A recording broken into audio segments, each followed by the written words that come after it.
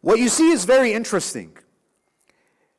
You see that suddenly things start to change in the West. Everything from fashion to television to toys. Towards the end of the 20th century, you see, for example, in the world of fashion, there was a time in America where men's apparel was very distinct from women's apparel. Men used to wear trousers and suits, they used to wear top hats, and women used to wear dresses. Just from the way they dress, it's very clear. This is a man, this is a woman. Today, if you walk into any department store, believe me, sometimes if I need to buy clothes, which is rare because I hate shopping, you walk in and you're looking for shirts, and you don't even realize that you're in the women's section because everything looks the same. It's hard to even differentiate between women's apparel and men's apparel. There is a blurring of the lines. This is in the world of fashion. In fact, most fashion that we see today is unisex. There is no distinct gender category anymore. Toys, many of the toys. There was a time where you had toys for boys and toys for little girls. Now, everything is what? Everything is gender neutral. This is not an accident. This is very, very intentional. If you look at shows, we are heavily influenced by the media that we consume.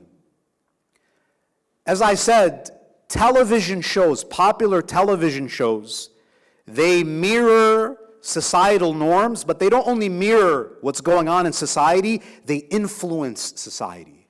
They indoctrinate society. So for example, how many of you guys grew up watching a popular TV show called Friends? Right? Again, some of you, you're the younger generation, I don't know what you guys watch. You guys watch TikTok, you don't even watch shows. One of the most popular shows in America for over a decade, I think it ran from the mid-90s to the end, to the 2000s. Friends. If you look at this show, think of all of the male characters in that show. Almost all of them, I don't want to name the characters, but you know who I'm talking about. If you don't, you need to do some research tonight. All of the characters in these popular shows, the male characters, they are highly emotional, they are very indecisive, they are idiotic, and they are silly. They all lack rujula. Another show, if you look at Everybody Loves Raymond, right? That's not a declarative statement. Who cares about Raymond, right? The show is called Everybody Loves Raymond. If you look at that show, it was very popular for a period in the United States. In that show, you have a very strong wife, a very firm, a very educated wife. She's managing the household. And then you have Raymond, who is a bumbling idiot, who's silly, who's childish, who's immature. Notice that in almost all of the popular shows in America, the male figure is not firm. The male figure lacks true masculine qualities. Many of them are emasculated. They are feminine. And those masculine characteristics are usually assigned to who? They're assigned to the women. That is not an accident. Even if you look at some of the popular shows in the 1970s, the Mary Tyler Moore Show. You're probably wondering how Shaykh watches a lot of TV. I promise you, I don't. I really don't. The Mary Tyler Moore Show was very popular in the 1970s. The show was very unique because it featured the main character, Mary, who was an independent, career-driven woman who made a conscious decision to stay single because men are useless. You see, what happens in America is that not only are gender roles changing, but in the process of changing these gender roles, men are taught that it's okay to be a bumbling idiot. It's funny that you don't have a dominant role, that you are not the decision maker, that you are not someone who should be decisive. Because all of the most popular people in media are the opposite of that. It's training men that you don't ever need to be men. You can remain as males. Now, because of this culture, what happens is, because of this social engineering, you have an entire generation of males who never evolve into men. Think about it.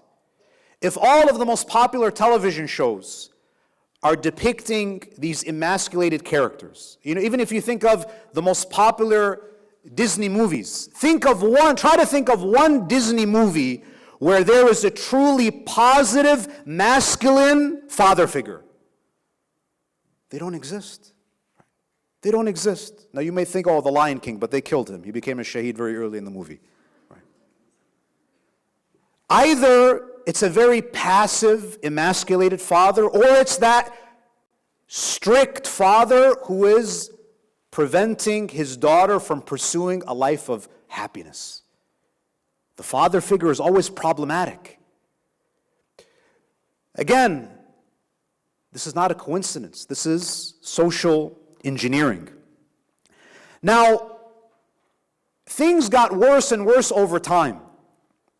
As a society, we reached a point where not only did you have to embrace these changes, but you were chastised if you came forward and you said, I believe that traditional gender roles are the ideal. In fact, you would be canceled if you highlighted that these gender roles were healthy. They worked for thousands of years. They existed for thousands of years because they worked. You'd be canceled. You could lose your job. Your business could be boycotted. Now, when you live in a highly politically correct environment where you're not even able to express your views, what happens? What happens is over time, you have people from the fringes. When you have this climate of censorship, you have people from the fringes who emerge, these red pill influencers, who say things that a lot of boys want to hear. You know, if you think of the journey of a young boy in America, you go to school. So first of all, you're born into this world because your parents are both working. Your tarbiyah is outsourced to a daycare where it's predominantly women. You go to school, and I'm speaking from the perspective of a boy. I want you to understand what I'm saying here. A boy goes to school, and 99% of his teachers are women. Now, I'm not saying it's a problem to have female teachers. What I'm saying is that it's not good for the development of a young boy to never be around positive male role models. So when a boy is constantly around other women, he never learns what it means to be a man. And therefore, you have boys who never turn into men. And they grow up hearing that masculinity is toxic. So the qualities that Islam wants them to exhibit, the firmness, the decisiveness, strength, these qualities are what? They're pathologized. So they learn to be meek, weak, passive. And guess what, sisters? You guys got to marry these guys. And you know what happens? As much as people say, you know, I want a guy with a strong feminine side, you believe me, you don't want that. You don't want that. And even the language that we use, I want a guy with a strong feminine side, that's not a feminine side. We'll speak about this more tomorrow.